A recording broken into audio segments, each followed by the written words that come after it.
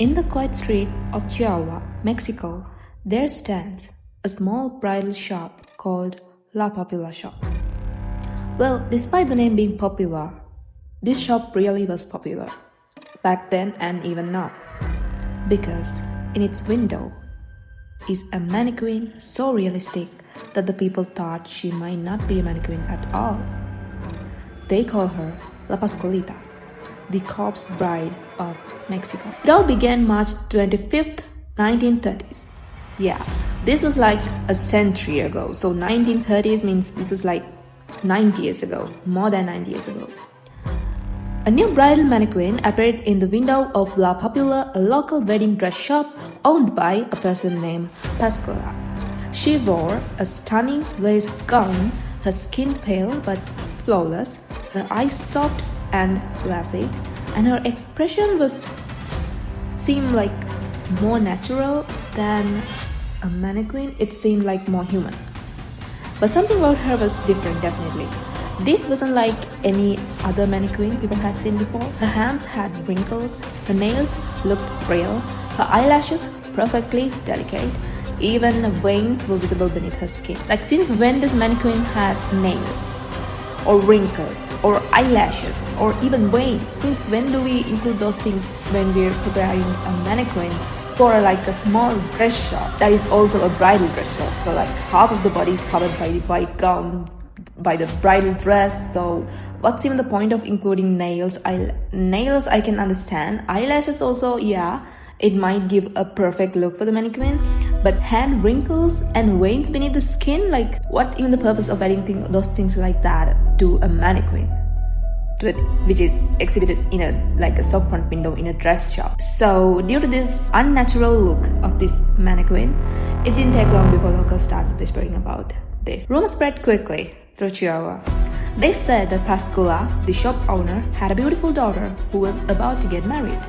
But on her wedding day, tragedy struck.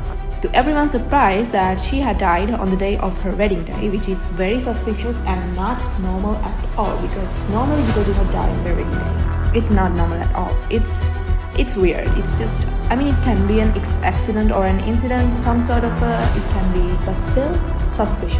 So some say that she was bitten by a black widow spider, and others say that it was a scorpion that bit her and the venom caused her death. But we don't really know, because that was more than a century ago. That was in 1930s, and there was no postmortem reports, there was no investigation going on under suspicion of murder or anything like that. So it was just a natural death, or is what her family had reported as. So nobody tried to look through it more than that. They just accepted, okay, she died on her wedding day, not suspicious at all. Also, I should add that the mother of La Pascualita, the mother, she has not given permission or blessing to her impending marriage, which could mean that this whole thing was not just an accident, it's not just a coincidence. It was maybe something happened to her. Maybe she did not die just by a black widow spider, but we don't really know, so we can't tell anything.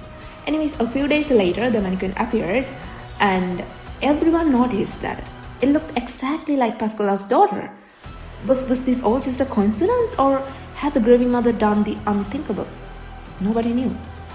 And maybe she has preserved her daughter's body to keep her forever by her side, which seemed like something that rich people could do, when they have too much money, when they have enough money, when they have more than money to spend and their loved one dies, they would like to keep them with them as long as they can without letting go. So people began to look closer. And the more they did, the stranger it became. Her glassy eyes seemed to follow you as you moved, which is very weird. Now, this is impossible, because I've seen toys, I've seen dolls and toys I've played with in my childhood, but in order for their eyes to move to one direction, you have to move them from, at least give a little movement to their body. You have to move the toy or the particular body, you have to move it at least a little bit. You have to shake their head, or you have to move them a little bit. That's when the eyes also moves into that direction. That's how it works. That's how it normally works when it comes to toys and stuff like that. So for a mannequin, which was made in 1930s, to look at your eyes and move eyes to separate directions, which is crazy. Because I'm pretty sure that the technology was not that improved back then when it was 1930s. But if a mannequin is still able to look like move their eyes and change the expressions under light, which is, I don't know what to say about this, because people have seen this with their own eyes. There are some even video footages. Many people believe that that's how the mannequin is made. The purpose of the realistic eyes is to move towards like from here to there, which is like a natural thing, but it doesn't sound like a natural thing to me. I don't know. Her expressions would change under the light, at dark or bright, and at night workers had swear that they saw her shift positions. Now, I don't know which is true, which is not. I'm just stating the fact that people have stated. But there have records that the workers who worked at the La Pascualita shop, they have soared like with their life. They have said like, you have to believe me, I'm not lying. I've seen with my own eyes that she shifts positions. She changed her expressions. People have mentioned, people have reported. So nobody really know is this true or not, because back in 1930s we didn't have CCTV for like bridal shops, so we wouldn't really know. A shop employee named Sonia, who was reasonable for changing the bride mannequin's dress for like twice a week, has said that every time I go near Pascualita, my hand starts to sweat. Her hands are so real. You can even see veins in her leg. Okay, now, a mannequin having eyelashes is enough. A mannequin having realistic eyes, wrinkles, everything is, let's assume that it's okay, that it's something that the creator did in order to give it a more realistic look. But having veins on her legs, like, what are we talking about? Like, what's even the purpose of adding veins to a leg of a mannequin? Which is, like, literally gonna, like, people are not even gonna see that unless the dress changer, which Sonia did. Like, what's the point of adding veins to a leg of a mannequin in a bridal dress shop? To this day, visitors describe feeling like she's watching them, waiting for something. I don't know. I could never imagine like a dead body, even if it's like a ghost or something. There's no way that they would act up like that in the middle of the day. So there must be something creepy going on, but it's not like definitely like a ghost or something. It's definitely can be a dead body being used as a mannequin, but I'm pretty sure that it's not a ghost, because it's just impossible. So, of course, not everyone believes the story, because the experts say that perceiving a human body in a window for nearly 100 years would be impossible. It was just not possible at all. The heat, the sunlight, the time would destroy any embalmed corpse long ago. It would not survive for more than 100 years, which La Pascualita already has, which can be used as a proof that this was not a human flesh or a body being used as a corpse. This is just a normal mannequin made by wax or plastic. I don't know whatever material they use to make mannequins. So the mortuary professionals who studied the photos of La Pascualita has also said that her skin and the texture like clearly resemble wax, not human flesh. But then again, no one has ever publicly confirmed the truth. The shop owners have stayed completely silent for decades. La Pascualita's, the daughter's parents, the shop owners, had never come to public. They never made an announcement saying that the rumors were false. Which I find it weird that, which can like mean that there was definitely something creepy going on here, because imagine you being dead and then your parents hear rumors that the parents are using you as a real life corpse mannequin. Then wouldn't your parent be like mad? Wouldn't they try to like prove that they're not doing that? Like if they're actually not guilty, wouldn't they try to go to the public and like prove that they're right, prove that they're innocent, prove that they're not doing something so horrible to their own daughter? Wouldn't they try to do something like that? I think they definitely would. So if someone is not doing that, then that means they have definitely something to hide under, whichever that is. I mean, they never made an announcement. If it were like a normal person, then they would have gone to the public like, hey, my daughter just died on her wedding day and you guys are complaining that the bloody mannequin in my bridal shop is my daughter being used as a real corpse bride. Like, you guys are crazy. You should get some help. No, it wasn't like that.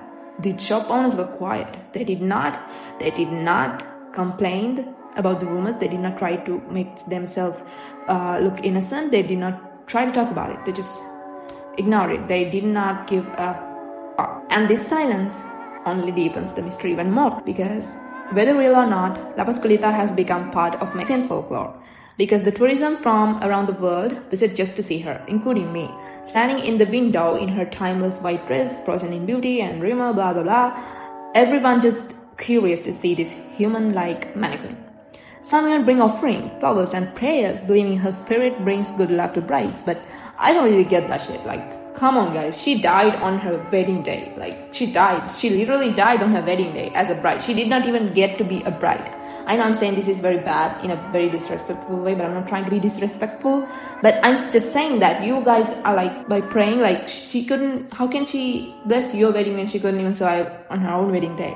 Which is crazy. You should be praying for her, not praying for her to, like, bless your weddings. You should be praying for her instead of praying her to bless your weddings, which is, I don't know, which I found that whole situation kind of messed up, because I don't think it will bring any good luck to brides by praying to someone that who just died on their wedding day. So who is she really, this La Pascualita mannequin?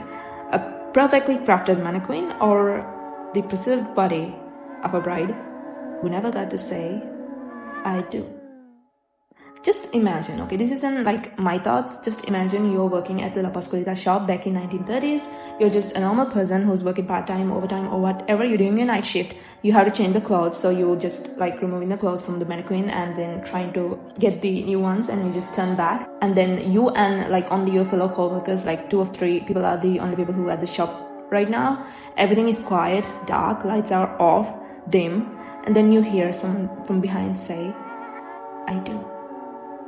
So no one knows for sure, but maybe that's what makes her story so unforgettable, that even after like 100 years, I'm still here talking about it, because I was so fascinated by hearing this story, and I thought, like, you know, maybe I should make a video. If you ever find yourself in Chihuahua, look into the window of La Pascualita bridal shop and see for yourself whether La Pascualita blinks or not.